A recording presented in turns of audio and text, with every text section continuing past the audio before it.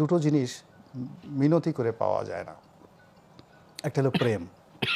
হ্যাঁ, কোনো নারীর প্রেম বা পুরুষের প্রেম আপনি হাতে ধরেন, পায়ে ধরেন, কান্নাকাটি করেন, সারাদিন কোনো প্রেমিক বা প্রেমিকার বাসার সামনে অনুসরণ করেন, গড়াগড়ি করেন। এই কাজ করে জীবনে কোনো প্রেমিক বা প্রেমিকা সফল হয়েছে একটা সিঙ্গেল উদাহরণ নেই, বরং আরও ঘৃণা বাড়তে থাকে। একইভাবে ক্ষমতার চেয়ারটা এটা জোর করে ছিনিয়ে আনতে হয়, বাধ্য করতে হয়। প্রতিপক্ষ যার কাছে চেয়ারে বসা থাকে তাকে এমন ভয় দেখাতে হয় যে আপনাকে আব্বা ডাকবে, সকালে একবার আব্বা ডাকবে, তারপরে বলবে যে এক্ষুনি আমি চেয়ার ছেড়ে দিচ্ছি, আমি ছেড়ে দেওয়ার পরে যেন আমার প্রাণটা অক্ষত থাকে এই সিকিউরিটি দেন। এরকম একটা পরিস্থিতি না হওয়া পর্যন্ত কেউ কখনো চেয়ার ছাড়ে না, আর কেউ কখনো সেই চেয়ারে যেতে পারে না। যদি তা হতো তাহলে এই 16 বছরে শেখ হাসিনা এইভাবে থাকতে পারতেন না। বিএনপি একেবারে যেদিন বিপ্লব হলো, ফ্র্যাঙ্কলি স্পিকিং, তারা টেকনাফ থেকে তেঁতুলিয়া পর্যন্ত প্রত্যেকটা বিএনপি নেতাকর্মী এবং একই সঙ্গে বিএনপি সর্বোচ্চ নেতা যিনি আছেন তারেক রহমান সাহেব বিশ্বাস যে আজকে যদি নির্বাচন হয় তাহলে 280টা সিট পেয়ে আমরা সরকার গঠন করতে পারবো। এবং কোনো মতে জাস্ট পাবলিককে যদি একটু সুযোগ দেওয়া হয়, তারা শুধুমাত্র ধানের শীষে একেবারে সিল দিয়ে আল্লাহু আকবার বলে তারেক রহমান সাহেব ক্ষমতায় বসাবেন।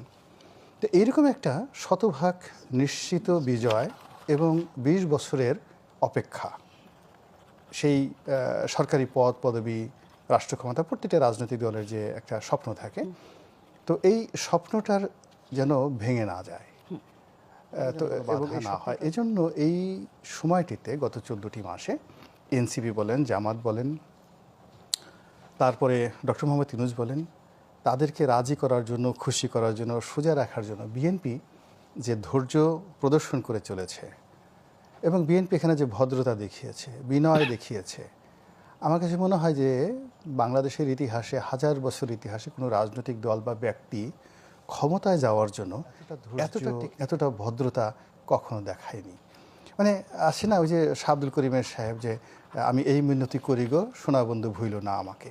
তো এখন আসলে তারা সবাইকে মানে তুষ্ট করে, সবাইকে খুশি করে, সবাইকে হাতে পায়ে ধরে, তারপরে সবাইকে পিঠে হাত বুলিয়ে, মাথায় হাত বুলিয়ে যে বাবারে সোনারে এই শিডিউল ঘোষণার চেষ্টা করছে।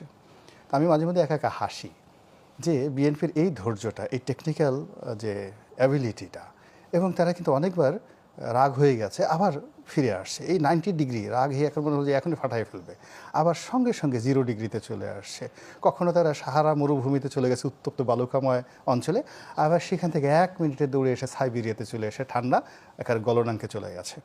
তো এই যে বিএনপির যে রিদম, রাজনীতি করার যে রিদম, এটা যদি 2012 সনে এর অর্ধেকও থাকতো, আপনি লিখে রাখতে পারেন, আমি একেবারে কনফার্ম তামার পাতে লিখে দিতে পারি 2014 সনে তামার পাতায় যায়।